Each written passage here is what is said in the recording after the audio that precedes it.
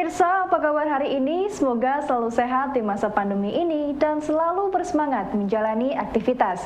Bagi pemirsa yang harus tetap bekerja di luar rumah, jangan lupa menggunakan masker. Hari ini program Berita News Point hadir menjumpai Anda bersama saya Amirah Dinda. Selama 30 menit ke depan, News Point akan menyajikan berita terbaru seputar Universitas Brawijaya dan Malang Raya. Jangan kemana-mana, keep on our channel News Point.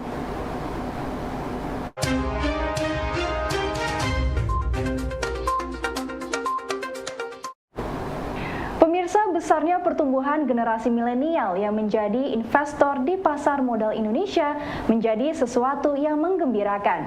Namun juga harus diimbangi dengan literasi yang cukup mengenai seluk-beluk investasi di pasar modal. Ketua Laboratorium Investasi dan Pasar Modal FEBUB, Noval Adib menjelaskan setidaknya ada 3 hal yang harus dimiliki oleh investor pemula, yaitu pengetahuan mengenai saham, cara membaca laporan keuangan, analisa fundamental dan teknikal. Dirinya menyarankan investor muda yang banyak dari kalangan mahasiswa untuk aktif mencari informasi yang lengkap sambil berinvestasi di pasar modal. Untuk pemula itu yang jelas mereka harus paham betul ya saham itu apa, ya kan, itu kan klaim kepemilikan ya. Jadi harus banyak baca buku tentang saham. Nah, terus yang perlu dipelajari awal tuh ya basic tuh ya, analisis fundamental dan itu teknikal itu. Jadi gitu, fundamental itu ya analisis tentang laporan keuangan. Dan itu nggak perlu sebetulnya nggak perlu daki-daki kayak anak akuntansi belajar tuh yang enggak lah. Paling nggak dia tahu ya ini rasio keuangan kayak PBV itu tentang apa, DER itu tentang apa, nah yang gitu-gitu ya. PER itu tentang apa, ya kan. Jadi dia harus tahu, dan itu mudah sumber informasi untuk mengetahui. Nggak harus beli buku di Gramedia ya, tinggal di Google banyak sebenarnya. Nah, lalu teknikal itu tentang pergerakan saham. Ya. Nah, itu kan bisa dilihat chartnya, misalnya di ada software gratis kayak Chart Nexus atau TradingView, ya kan. Nah, itu semua kan menyediakan secara gratis itu. Nah, itu aja. Kemudian dilatih, ya. Jadi ibaratnya kalau investasi atau trading saham itu kan tidak cukup hanya sekali baca, ya itu bisa, tapi ya harus. Percepatan vaksinasi yang terus-menerus hingga booster yang sudah mulai diluncurkan diakui oleh Wali Kota Malang menguras energi tenaga kesehatan. Dirinya meminta kepada para nakes untuk bersabar dan tetap fokus menjalankan tugas vaksinasi karena bernilai ibadah. Seperti diketahui, vaksinasi anak untuk dosis 1 belum selesai seluruhnya dan kini sudah mulai vaksinasi booster untuk lansia dan warga rentan. Tentu kami mohon ya, kesabaran dari para nakes ya, karena seakan-akan ada henti vaksin dan terus belum selesai untuk vaksin untuk anak-anak. Ini kan 1, 2 kan baru selesai, mungkin baru berjalan anak yang usia 12 sampai 18, nah 11 sampai 12 belum selesai ya. Disusul vaksin pertama 6 sampai 11, sekarang booster. Ya, saya minta kepada seluruh para nakes untuk mengabdikan dirinya dan yakinlah bahwa ini adalah perbuatan baik dan insya Allah menjadi amal kebajikan para nakes semua. Pak Wali, mulai kapan masyarakat umum bisa mendapatkan? Senin, jadi Senin. Saat ini yang tersedia antara 60 sampai 70 ribu. Dan sudah nanti tidak usah ada kegelisahan, tidak usah ada kekhawatiran, tidak dapat ya, karena semuanya terpenuhi.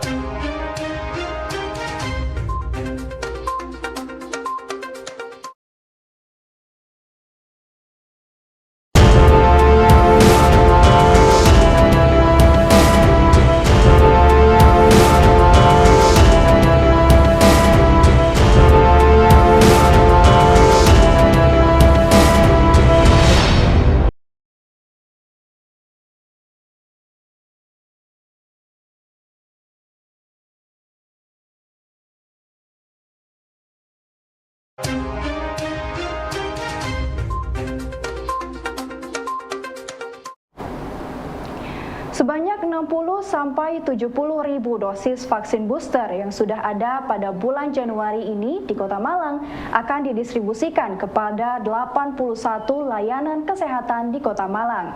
Kepala Dinas Kesehatan Kota Malang, Husnul Muarif menjelaskan 81 tempat tersebut terdiri dari 16 puskesmas, 20 rumah sakit, dan 45 klinik yang sudah diberi kewenangan untuk melakukan vaksinasi booster. Tujuan dari penyebaran ini adalah untuk mendekatkan lokasi vaksin dengan warga yang menjadi sasaran, yaitu lansia dan warga rentan. Dengan lokasi yang menyebar, diharapkan warga mudah mengakses lokasi vaksinasi dan menghindari kerumunan.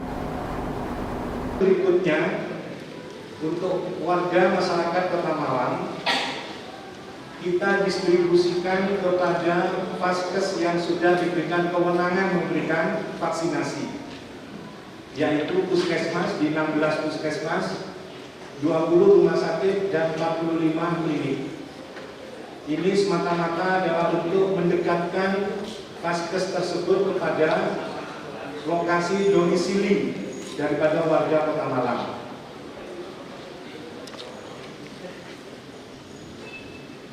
Seperti vaksin-vaksin sebelumnya, alur tahapan tetap kami laksanakan.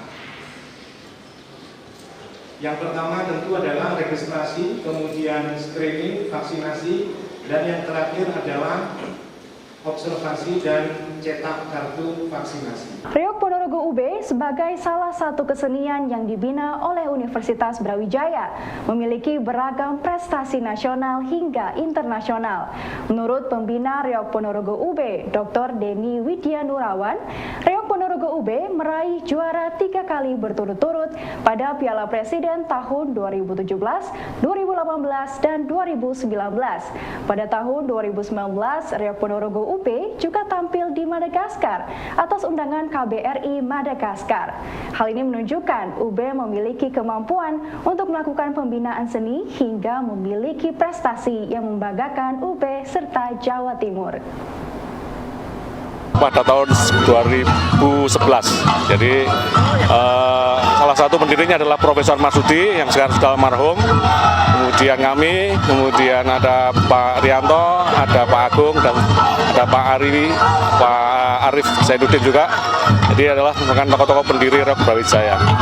Kemudian pada kesempatan hari ini Reog Brawijaya tampil di acara peresmian gedung PKSDU di Kediri, jadi sebagai pengisi acara sekaligus menghibur masyarakat di sekitar PKSDU Kediri.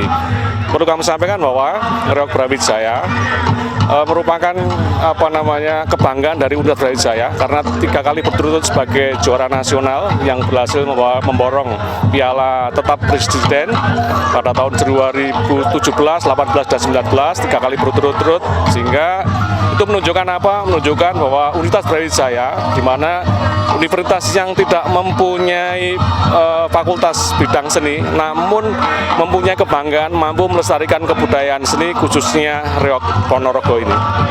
Terus pernahkah berlaga di internasional Pak atau di luar negeri dalam Oh ya, perlu kami sampaikan juga bahwa pada tahun 2019 Reog Brawijaya diminta kedutaan di Madagaskar untuk mengisi acara pameran internasional di Madagaskar.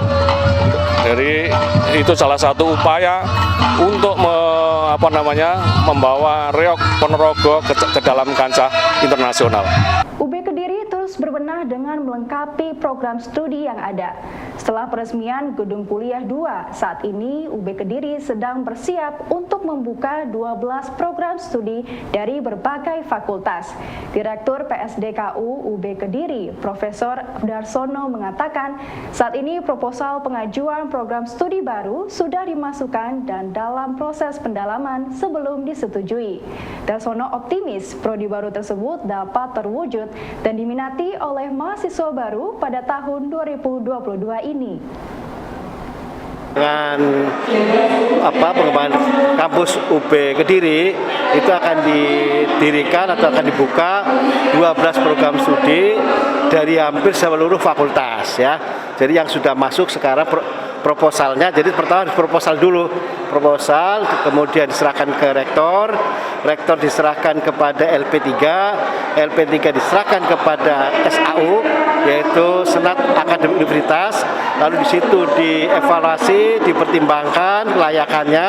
Kalau layak maka akan dibuka di PSDKU di Kediri. Semuanya insya Allah ada 12 program studi.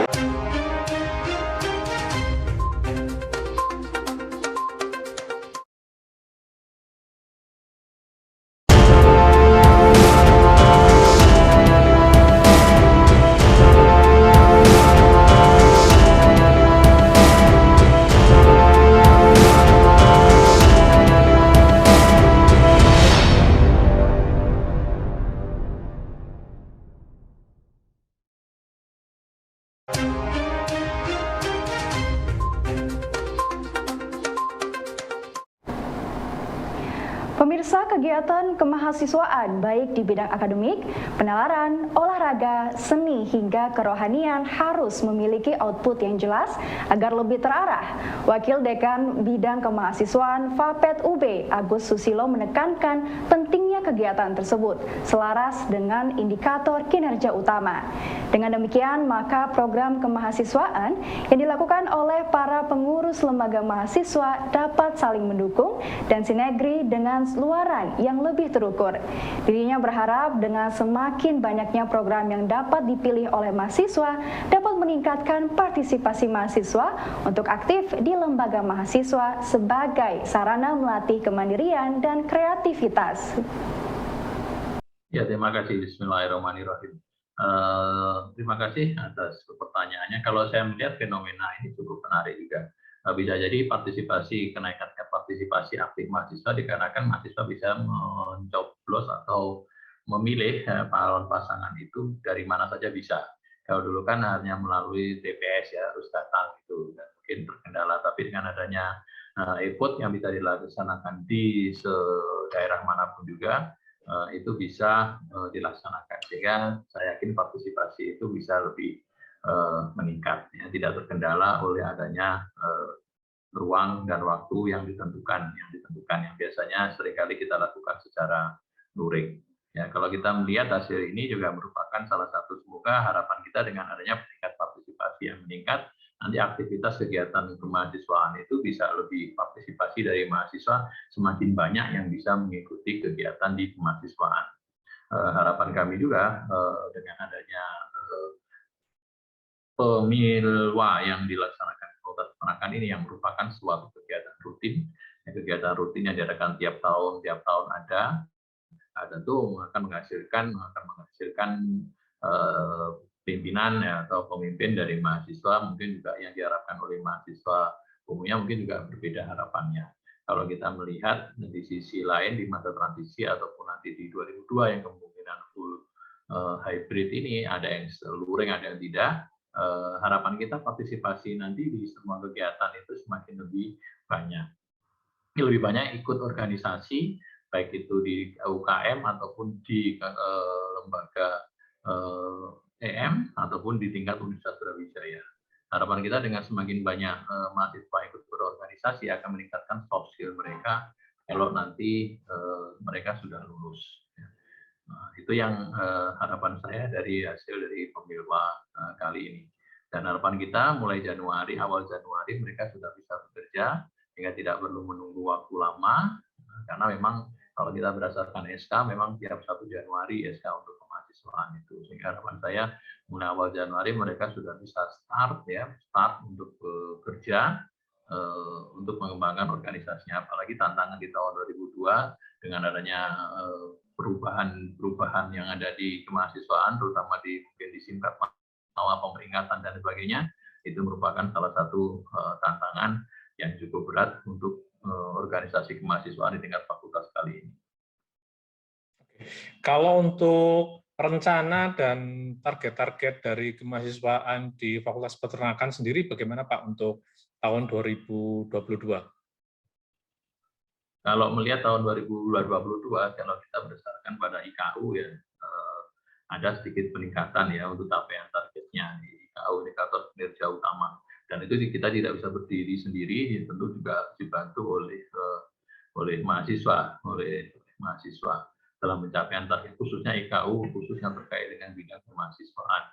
Ya, selain itu juga adanya dengan Simkatnawas, sistem pemeringkatan ya, kemahasiswaan, ya tentu yang tiap tahun rata-rata berubah. Ya tentu kita juga harus bisa mengantisipasi perubahan itu arahnya kemana. Walaupun sebenarnya kalau kita melihat juga ada yang tetap juga ada, tetapi ada beberapa hal yang dari tahun ke tahun itu selalu adanya perubahan dalam upaya bagaimana kita berpartisipasi dalam meningkatkan peringkat mahasiswa di tingkat nasional.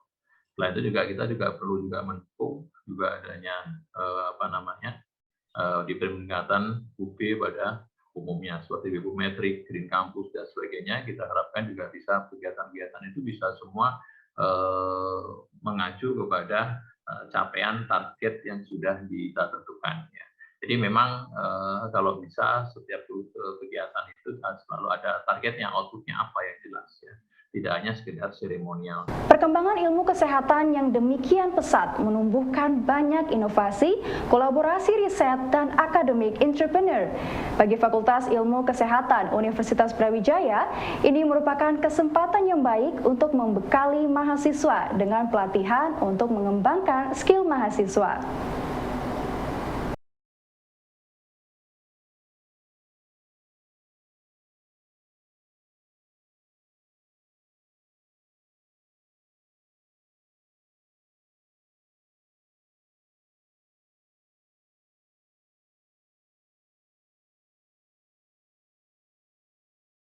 Jadi ya seperti telehealth seperti itu ya, itu akan sangat potensial kita kembangkan. Orang tidak perlu datang ke rumah sakit, tapi dengan edukasi telehealth yang sekarang juga banyak dikembangkan dari sisi keperawatan, dari sisi gizi, terkait dengan kolaborasi tetap akan kita jalankan. Dengan Fakultas Kedokteran tetap kita akan berkolaborasi.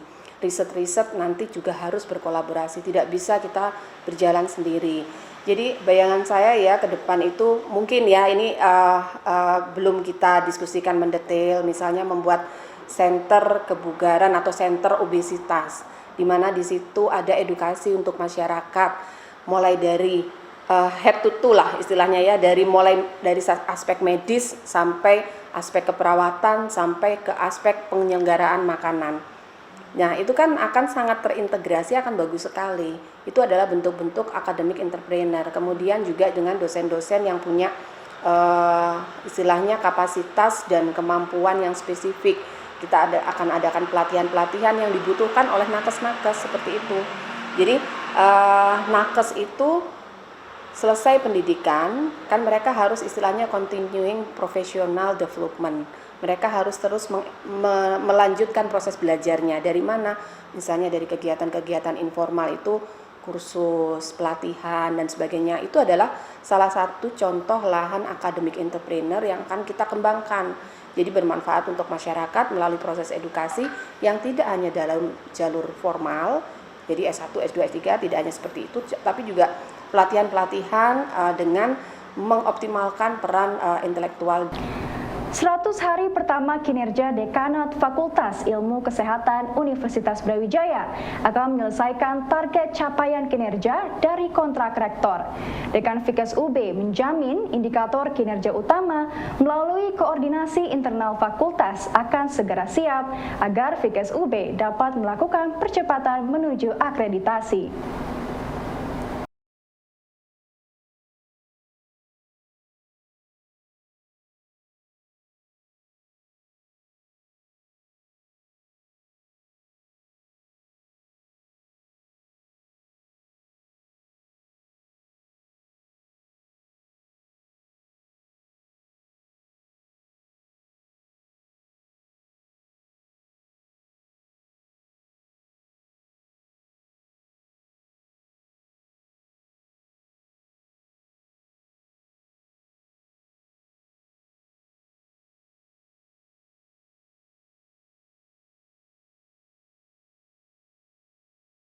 Jangka pendek tentu saya ingin konsolidasi dulu ke dalam. Jadi berkoordinasi dulu dengan semua sivitas akademika, keperawatan, dan gizi. Pada saat ini kan yang sudah berjalan ada kontrak dekan, kontrak rektor yang harus dicapai, pemenuhan IKU dan seterusnya. Itu istilahnya kita akan tata. ini akan dikejar seperti apa. 100 hari pertama kita tidak boleh tergagap-gagap lagi dengan target-target itu. Kita ini seperti yang diminta Pak Rektor harus terbang, tidak berlari lagi, ya kan? Saya dengan usia seminggu dekanat, kita sudah harus mempersiapkan banyak hal. Nah, mungkin yang 100 hari ke depan kita fokus memastikan itu tadi, koordinasi internal dengan pencapaian target-target rektor yang akan diberikan kepada kami, itu akan kita koordinasikan sebaik mungkin. Kemudian target agak panjang sedikit, kita harus segera memfollow up realisasi pembangunan gedung, karena bagaimanapun juga kami ini nantinya akan berkembang.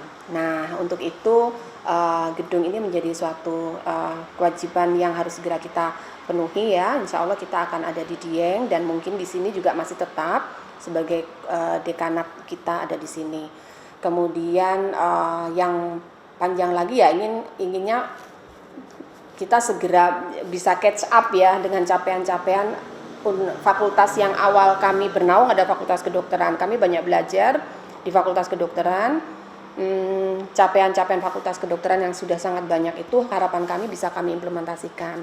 Saat ini kami bertarget untuk segera melakukan akreditasi program studi mencapai A untuk semua level, baik itu PSS 1, S2 maupun profesi, dan nanti kita akan menuju akreditasi internasional setelah semuanya sudah mencapai A. Baik pemirsa, informasi tadi sekaligus menutup perjumpaan kita pada hari ini. Jangan lupa saksikan News Point setiap hari pukul 19.30 waktu Indonesia Barat hanya di UB TV, Televisi Pendidikan Universitas Brawijaya. Saya Amirah Dinda dan seluruh kru yang bertugas pamit undur diri. Tetap patuhi protokol kesehatan, wajib menggunakan masker. Terima kasih dan selamat beraktivitas.